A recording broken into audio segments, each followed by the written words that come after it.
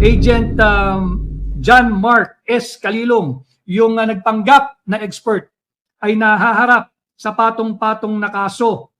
Kayo mahumusga. Ang reklamo laban sa kanya ay isang joint complaint affidavit with motion for preventive suspension. No? Ito yung kanyang kasong kinaharap. Criminal case, ang criminal case na kinaharap ni Hilong Calilong ay violation of Articles 124. Ano ba yung Article 124 ng Revised Penal Code? Ito yung tinatawag na arbitrary detention. Mabigat na kaso yan, arbitrary detention. Ano? Meron din siyang violation ng Article 126. Ano yung Article 126? Delaying the release ng isang taong under detention at violation of Article 129. Ano po yung 129? Yung search warrants. Pakinggan ninyo ha. Search warrants maliciously obtained and abuse in the service of those legally obtained. Seryosong kaso ang kinakaharap nitong Hilong Calilong na si Agent John Mark S. Calilong. Ano? And itong si Calilong nahaharap sa kaso, ang daming aligasyon dito. Meron din siyang violation ng Article 130 of the Revised Penal Code. Anong kaso yan? Searching domicile without witness. Bawal ho yun. Kasi pag may nagpunta sa inyong tahanan, pulis, kinakailangan yan bago nyo papasukin upang gampanan yung pagsisearch ng inyong tahanan or premises, merong testigo. Kinakailangan yung barangay captain, yung barangay kagawad, kung pwedeng may pari dyan sa tabi ng bahay nyo, may simbahan, pakiusapan yung pari. Kinakailangan mayroong testigo bukod doon sa magpapatupad ng search warrant. Bakit? Upang maiwasan yung pag-aabuso. Upang maiwasan yung paglabag doon sa linalaman ng search warrant, sapagkat yung search warrant, malinaw doon, tukoy dapat doon. Ano lang bahagi ng inyong pamamahay ang dapat nilang halugugin? Ano lang ang kanilang hahanapin o hinahanap? Hindi pwedeng open search warrant yan.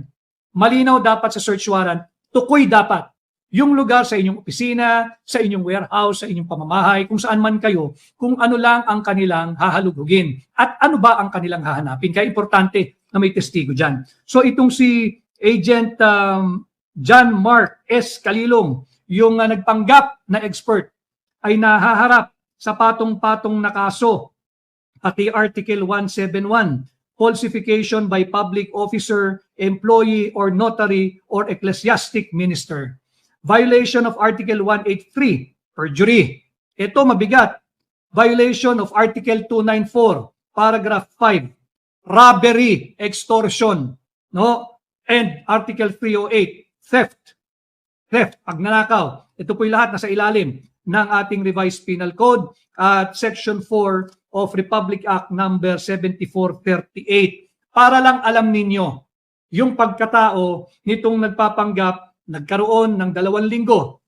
2 linggo na seminar o 2 linggong pag-aaral. Baka nga hindi 8 hours a day yung 2 linggong yun eh. Pinapalusot na siya ay isang eksperto. Nandito yung kanyang kaso.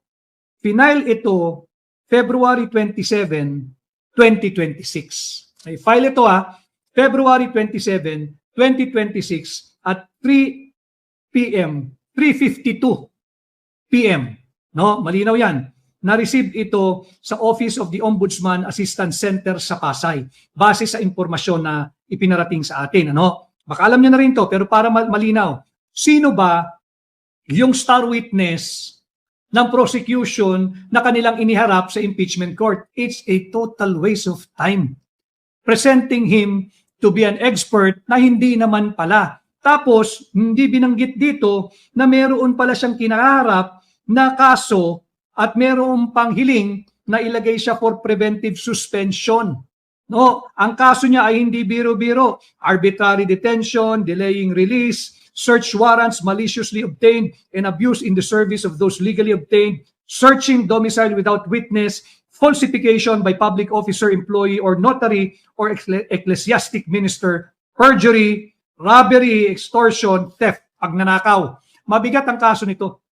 It goes into the very character of the person presented to be an expert witness.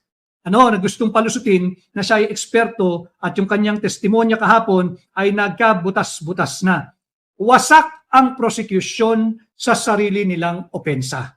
Yan ang naganap sa unang linggo ng pagdinig dito sa huwad na impeachment case laban kay Vice President Inday Sara Duterte.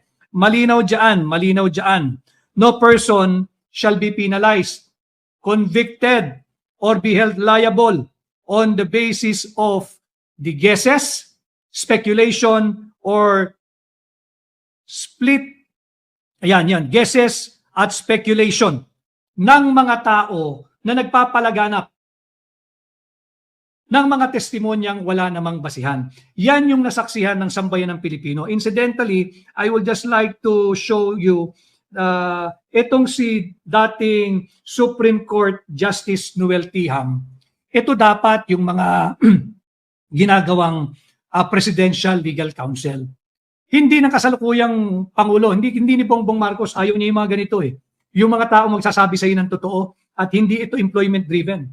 Ito yung mga dapat ibinabalik at ginagawang aktibo muli sa pamahalaan. Halimbawa, maging Pangulo si Inday Sara Duterte, ito yung mga kalidad na pwedeng gawing Presidential Legal Counsel. Pakita ko lamang ang kanyang sinabi. Kikita niyo ba? Tatama sa ilaw eh. Yan. Paki-screenshot nyo na lang. Yan po si dating si retired Justice Noel Tiham ng Korte Suprema. Ang sinabi niya, regardless of the outcome of the impeachment trial, there are no winners. Agree. Ang pinakatalunan daw dito ay ang ating bansa sapagkat ito ay paglustay ng ating kakarampot na resources at oras ng pamahalaan. At talakayin natin yan, bakit siya tama dyan.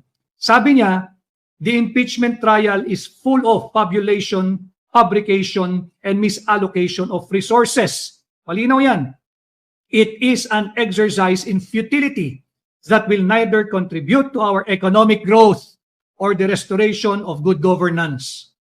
This impeachment is a deceptive pursuit of politicians to camouflage their incompetence, abuse of power, and bad governance, which explains why our country is not moving forward and has not moved forward from June 30, 2022 up to the present. Sabi pa niya, in the final analysis, the impeachment trial of VP Duterte is a pretentious, if not a grandiose facade of nothingness. Wala itong impeachment trial na ito. Babalik tayo sa totoong issue.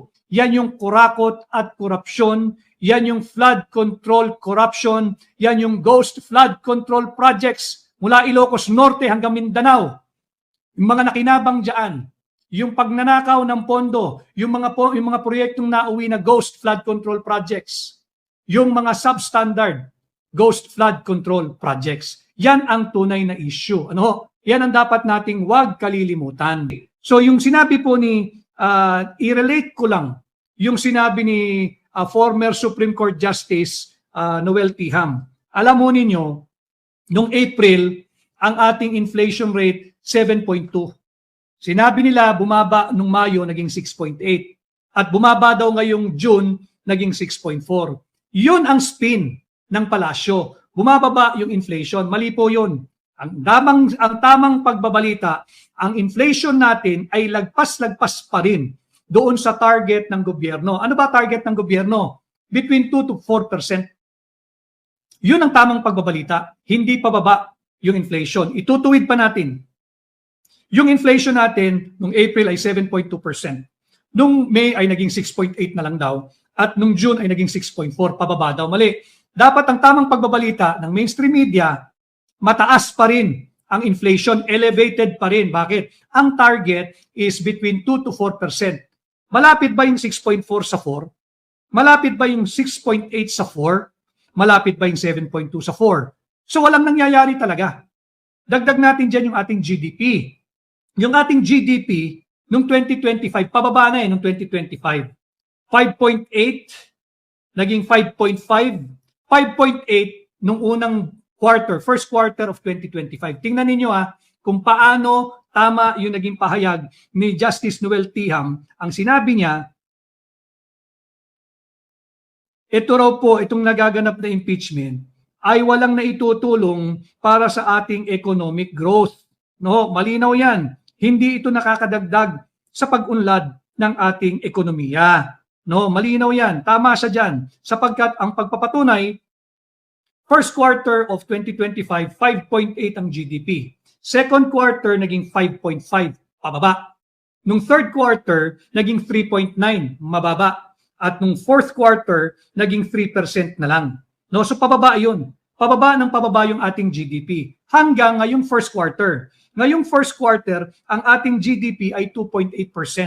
Tingnan natin kung ano ang ating magiging GDP ngayong second quarter. And by the way, para po sa kaalaman ninyo, huwag kayong masyadong mawaliw diyan sa grandiose o grandiosong impeachment trial na inihanda sa inyong lahat ng incompetent at bankrupt Marcos Jr. administration. Bakit?